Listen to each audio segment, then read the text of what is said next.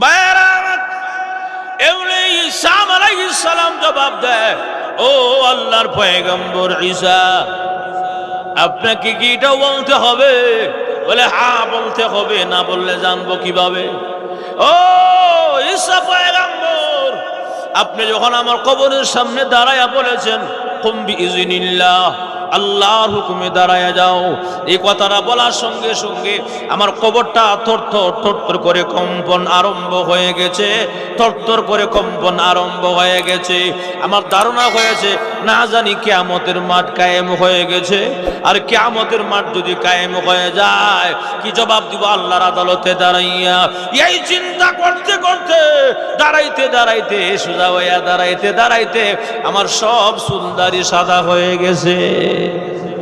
সুবহানাল্লাহ, জোরে কোন কি বুঝেন? আল্লাহর আদালত চিন্তাটা কম না বেশি? এত বেশি চিন্তা, সোজা হইয়া দাঁড়াইতে দাঁড়াইতে সব সাদা হয়ে গেছে। সুবহানাল্লাহ, জোরে কোন। আর এই তুলনা আমরার বয়ে নাই, ওই যেরকম ঠিক কিনা? আল্লাহ বলেন ওয়াত্তাকু ইয়াওমান তুরজাউনা ফীহি ইলাল্লাহ,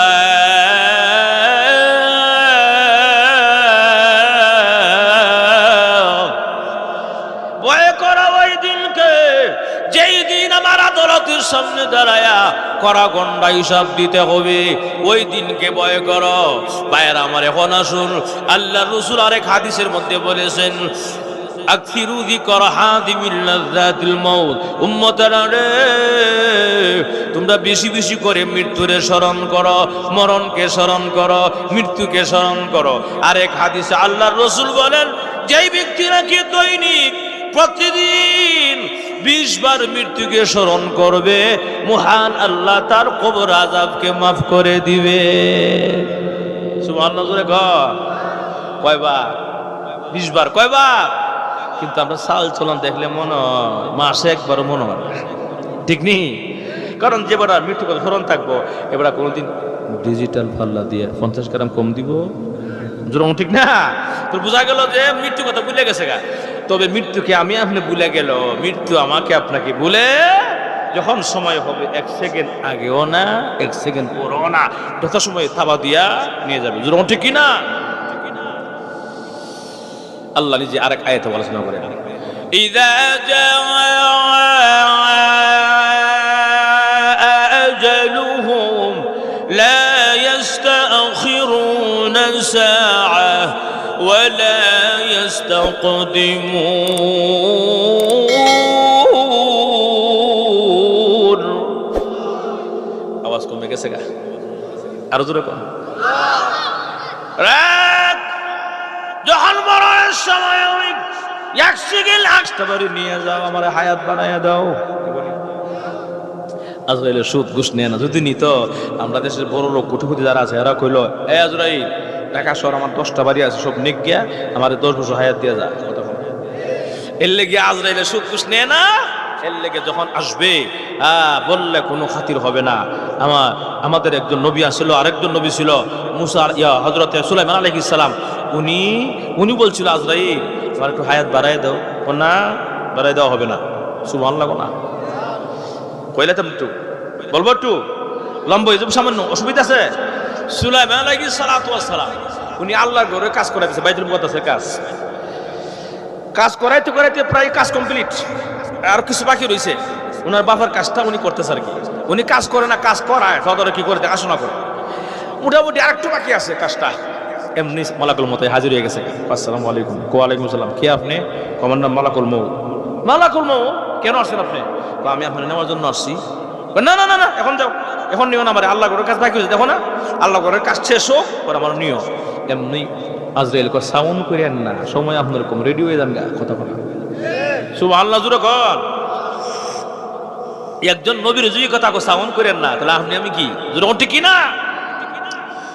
রেডি হন আর না হন, আমি নিয়ে যাবো সময় হইলে, রেডি হন। এমনি সুলাইমান পয়গম্বর দেখে যে আজরাইলের কাছে কাম হইতো না। আজরাইল কিছুর মালিক না, মালিক কারা? চালাক নবী তো, নবীরা খুব চালাক থাকে এবং চতুর চালাক থাকে, চঞ্চল থাকে। আল্লাহর পয়গম্বর চিন্তা করলো যে আজরাইলের কাছে কাম হইতো না, এমনি 2টা হাত বাড়াইছে কার কাছে? প্রভু,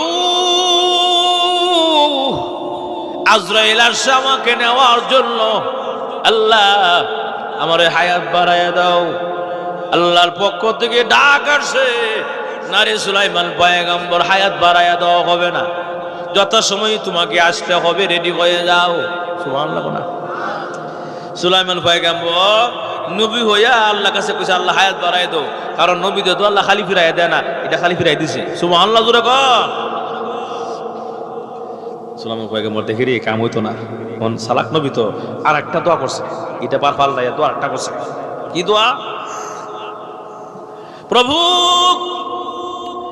তাহলে এই দোয়াটা বাদ দিলাম, আরেকটা দোয়া করি তোমার কাছে। কোন দোয়া? আয় আল্লাহ তাহলে আমাকে এমন মৃত্যু দাও, এমন মরণ দাও, যেই মরণে তোমার ঘরের কাজ চালু থাকবে। ভাইরা আমার, আল্লাহর তরফ থেকে জবাব আসছে, ও সুলাইমান পয়গম্বর, আমি আল্লাহ তোমার প্রথম দরখাস্ত আমি প্রত্যাখ্যান করে দিলাম, ফিরাইয়া দিলাম।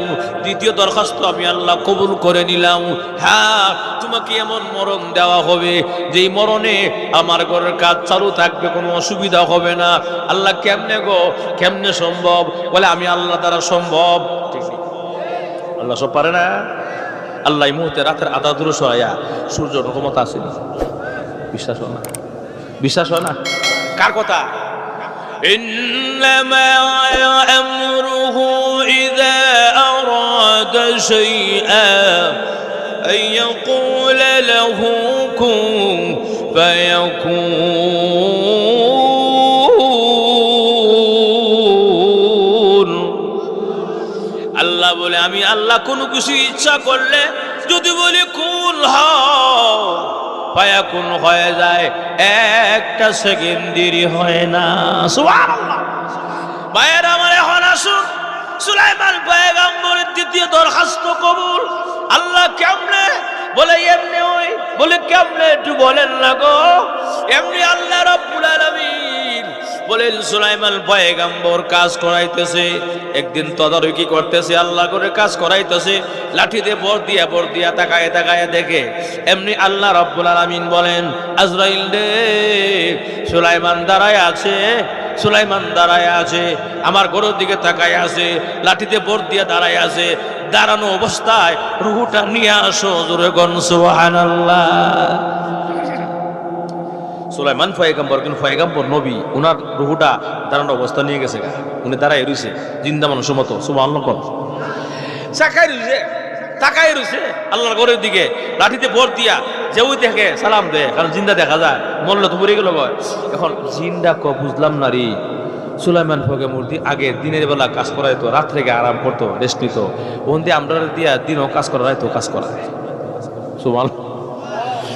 জিন্দা বুঝতে পারে না কখনো যে নবী সুলাইমান নবী যে দুনিয়াতে নাই, রুহুটা গেছে গা, এটা বুঝতেই পারতেছে না।